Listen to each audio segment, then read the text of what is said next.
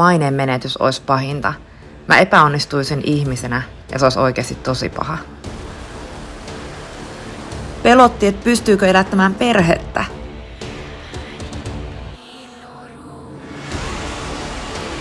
Yrityksen perustaminen oli tosi pelottava ajatus. Mulla oli vahvasti semmoinen olo, että jos mä en ymmärrä näitä yrityksen verotusasioita ja muita, niin mä epäonnistun, koska mä en ymmärrä näitä. Kauhistutti, että tuntuu, että kaikki on jotenkin kamalan hankalaa.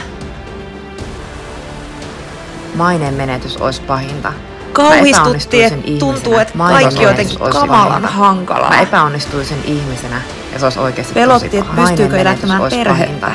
Mä epäonnistuisin ihmisenä ja se olisi oikeasti tosi paha.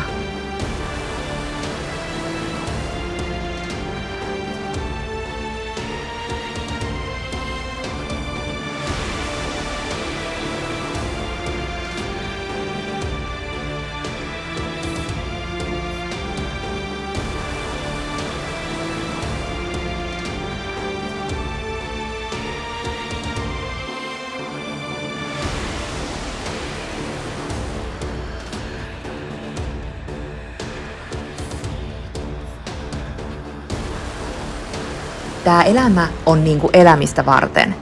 Sun pitää elää nyt ja tehdä niitä asioita nyt. Ethän sä edes tiedä, oletko sä täällä vuoden päästä tekemässä niitä juttuja enää. Pitää elää, eikä pelätä.